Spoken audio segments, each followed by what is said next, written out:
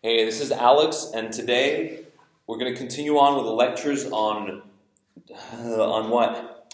On differential calculus on manifolds. So last time we discussed what a topological manifold is, and we said, but we didn't prove that yet, we'll do that in one of the later courses, that smoothness is not a topological property. So additional structure, we need to add an additional structure to the topological manifold. So let's do this now, and we'll start first with a preliminary definition of a smooth function. So suppose we've got M is our topological manifold,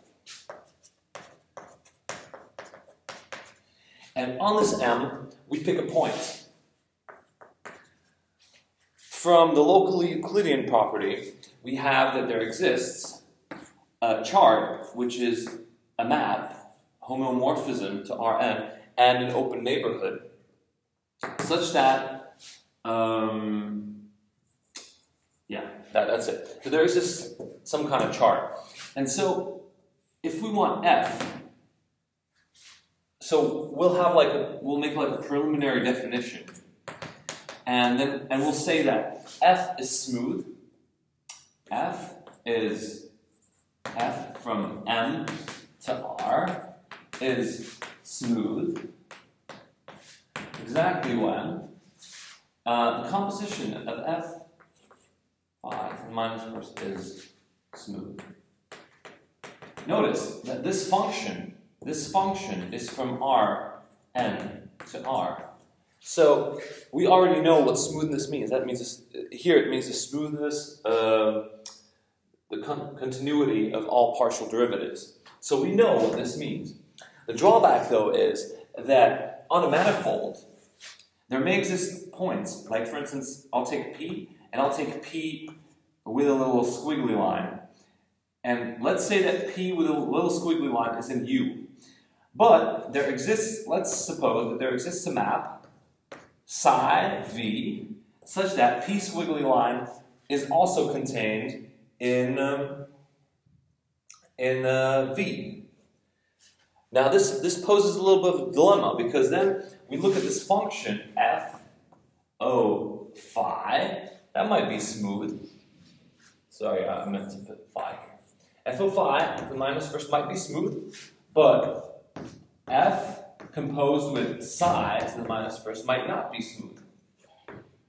And to fix this, we introduce a definition.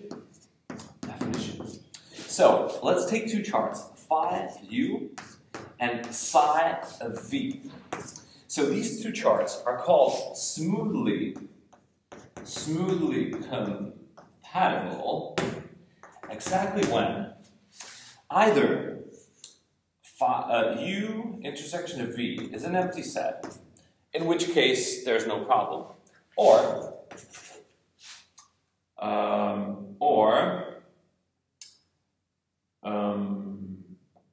phi o psi the minus first on u on the intersection is diffeomorphic. And what that means is that this is a bijection that's differentiable, that's smooth in both directions. And let's just see how this little definition fixes the problem. So consider that we have two maps that are smoothly compatible. So let's say let them be these two charts. And let's say that f o phi to the minus first is smooth. The question is f composition with psi to the minus first smooth? And I'll just show you a very easy way to look at it. We can rewrite this right here as just by inserting the identity in the following way. And of course, this is valid only on some open neighborhood that is restricted by U and V. Yeah, it's actually the intersection of these two psi u intersection v. So like the actual, like the statement is valid on like a smaller open neighborhood, but it's still valid on an open neighborhood of the point, which makes the whole thing, you know, click. So basically, if we look at this, can you see it? Yeah, you can see it. So if we look at this, we've already said that these two are smooth because of the smooth compatibility property, and these two are smooth because we said that they are right here. So that's what we've got. So we fixed one problem in the definition, and now we're going to continue on. We're going to continue on with what? Let me have a look here. Atlas properties, smooth atlas, smoothness in practice, blah, blah, blah. Oh yeah. So in practice, okay, so then definition, I'm just going to tell you because my writing is poor anyway. So an atlas is a collection of charts. So you take a bunch of charts like this, and this is an atlas on a manifold M. Exactly when is atlas? When the union of U alpha covers M. Yeah, so that's the atlas property. And then, so that's number one. And then the atlas is called a smooth atlas if all the maps here are smoothly compatible with one another. So any pair is smoothly compatible. Then, just an important side note, if you want to check smooth compatibility, you basically need to check whether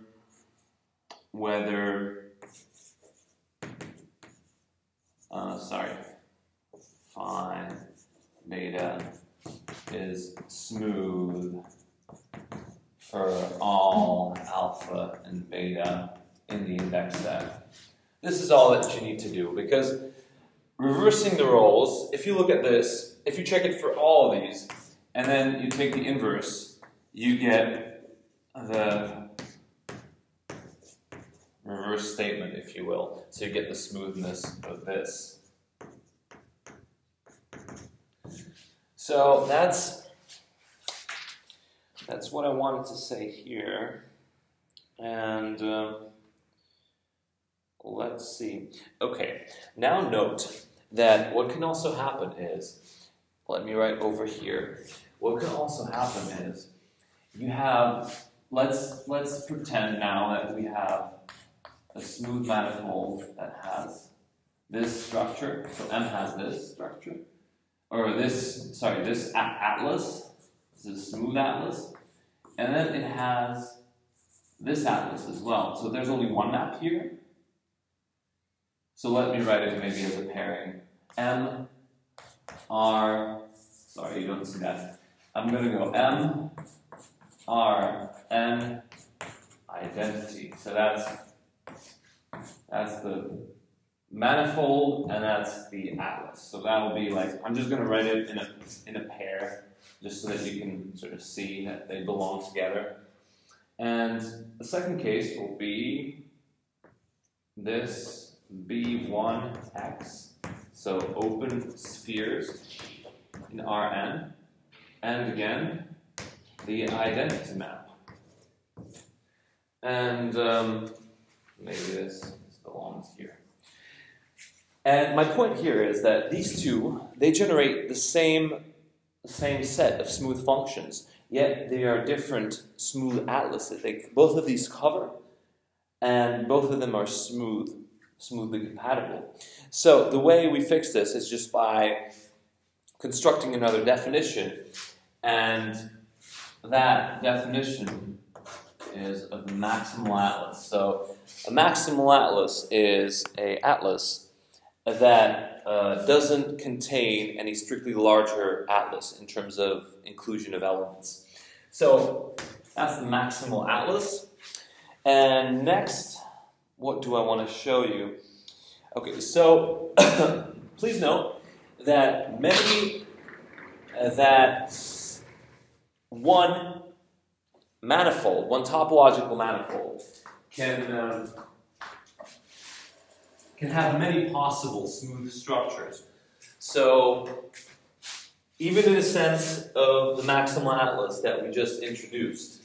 So sometimes there might be countably many, uncountably many, and sometimes there might not be any smooth structure that you can fit on a topological manifold. But we'll get to that a bit later in the course. But for now, some more basic concepts. And what I'm going to talk about now is a little, I think a little lemma is in order right now. So, lemma, and I'm going to write it down and then I'm going to tell you how to interpret it. So,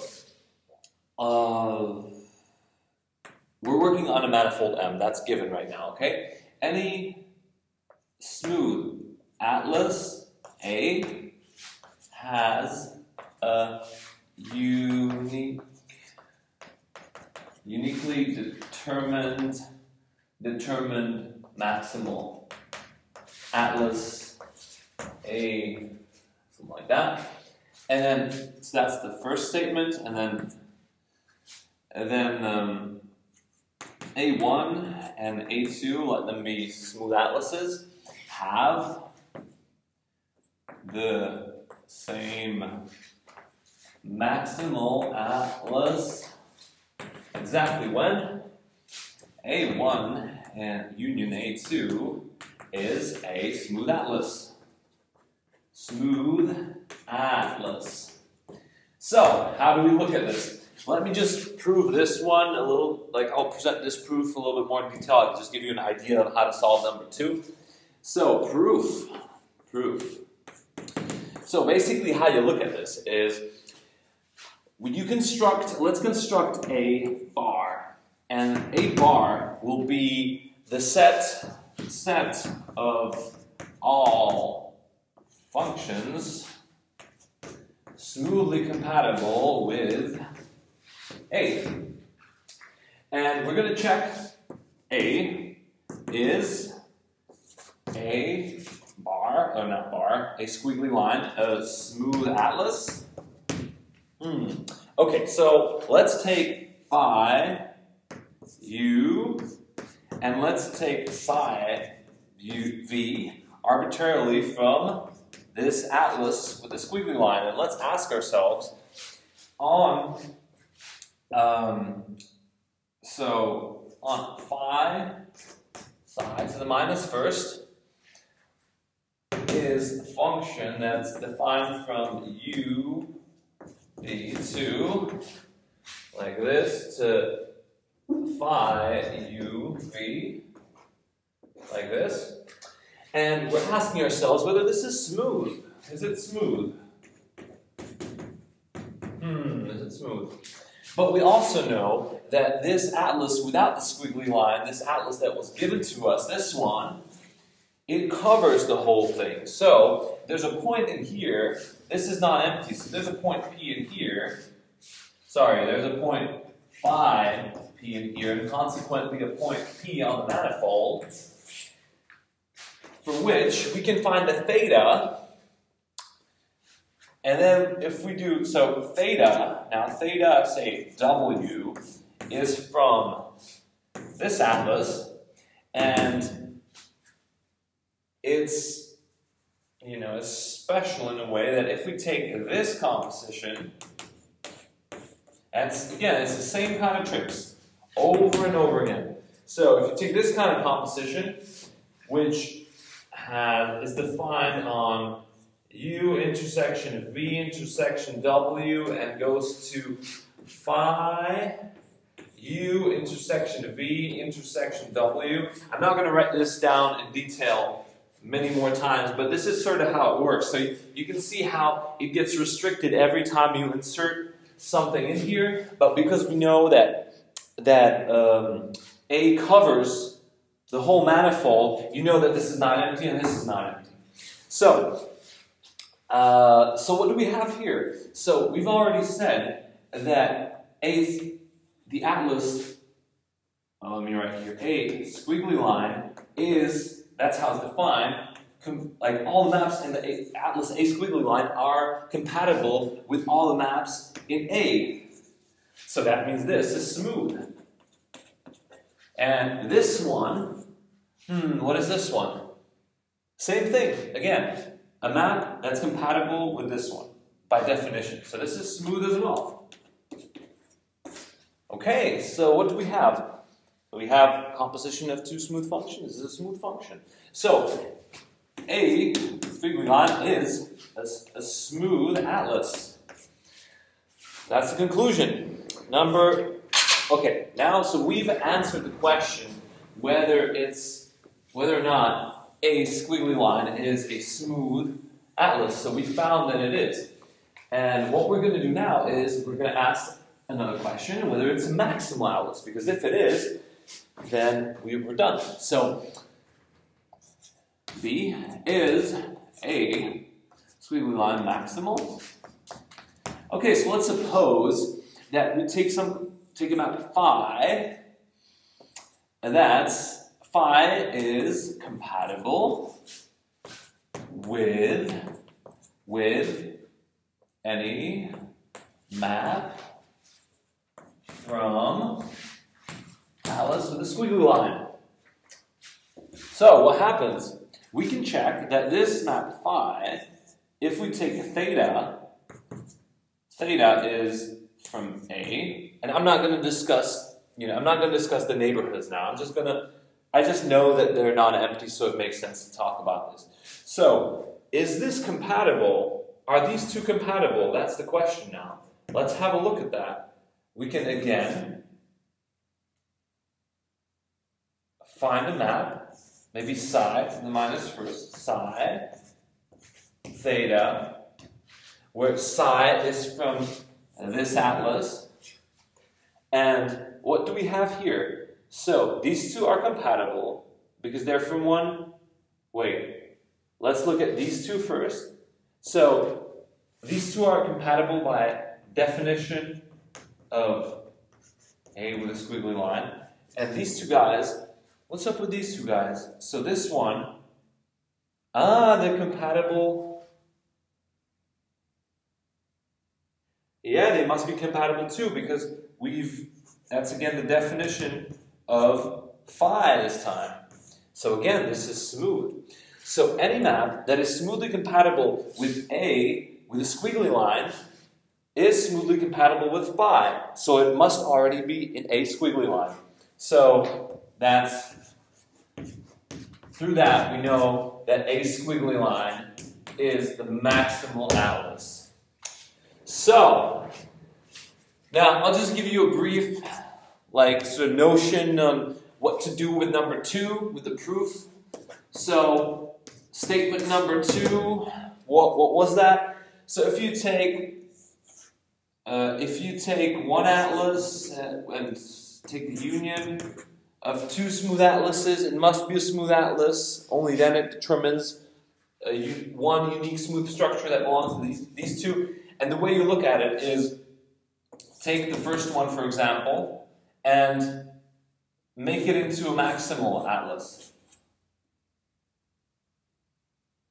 And then, if you were to take A1 and A2 and made it into a maximal atlas, you see that A2 must be in this one. Must be in this one. Because from the definition of a maximal atlas, it needed to be added to create this maximal atlas. If these two are smoothly compatible.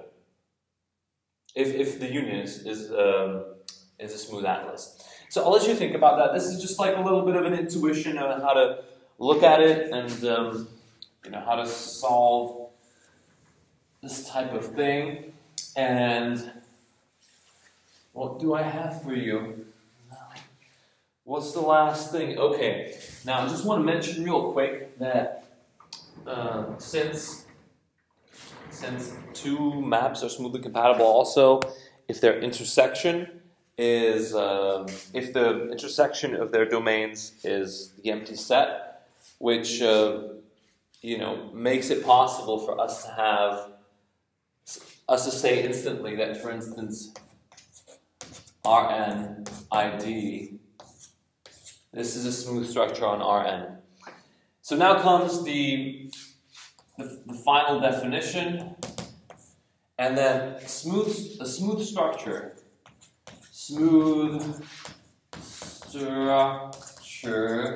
or a smooth structure on M, on manifold M, is a maximal smooth atlas. And then, if talking a smooth manifold is then just a pair of the topological manifold and a smooth structure. And this is a typical example, or the most rudimentary example. And then one more very easy to understand simple example is, let V be a finite dimensional vector space,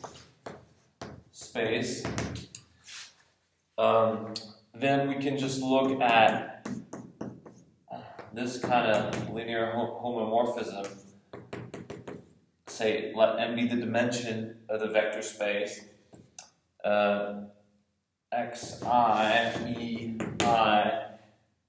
ei, and this, of course, this